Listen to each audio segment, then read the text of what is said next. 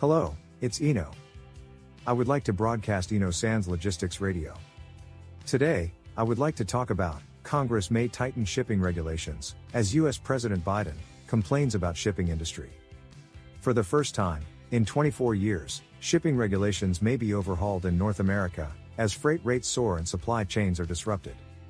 The White House and US importers and exporters have noted that historically high freight costs are hampering business and accelerating inflation.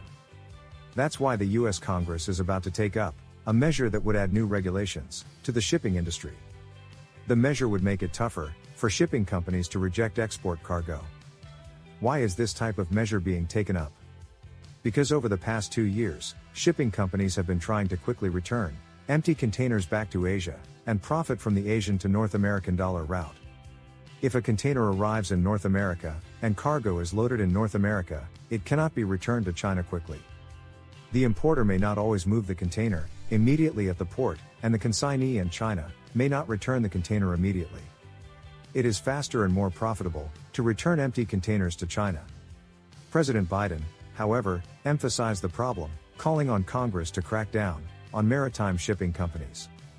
Biden, a Democrat, said that one of the main reasons shipping costs have risen is because 9 shipping lines have taken control of the Trans-Pacific market and raised prices by as much as 1,000%.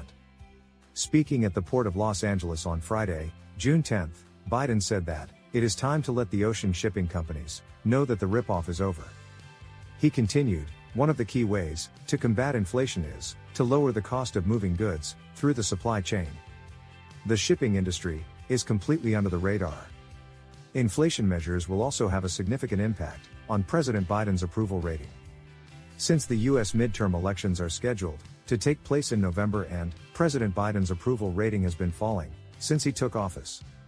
Therefore, the shipping industry is being singled out as a cause of inflation, as a way to counter inflation. North American agricultural exporters say they missed out on billions of dollars in revenue last year because ocean carriers refused to transport their produce and rushed empty containers to Asia. Importers say they were charged hefty penalties for failing to pick up and return containers, even on days when congested port facilities refused to handle them. The shipping companies were relentless in charging demurrage. In response to these kinds of things, North American regulators reached a $2 million settlement with Germany's Hapag-Lloyd AG for improperly collecting such fees. Biden blames the lack of competition in the maritime shipping industry for high costs in the supply chain, where inflation is at a 40-year high. This is true if you only look at the last 2 years, but before Corona pandemic, there was a lot of competition, and shipping companies were consolidating in order to survive. The situation seems to completely ignore that. This bill in Congress would be the biggest overhaul of ocean shipping regulations since 1998. In response, Christine McDaniel, an international trade specialist at George Mason University, noted that the regulatory overhaul could have unintended consequences for the shipping industry's financial base, which had been struggling for several years. For example, provisions aimed at preventing ocean carriers from unduly reducing exports would have a negative impact on the financial base of shipping companies.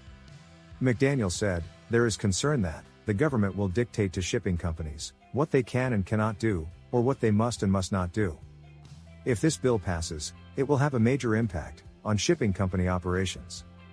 Empty containers from North America will not be rushed back to Asia, and them from other regions may be directed to China and Southeast Asia. We do not know where, but there will be a container shortage in some areas. President Biden may also be quick to enter into labor negotiations on the west coast of North America to restore his approval ratings.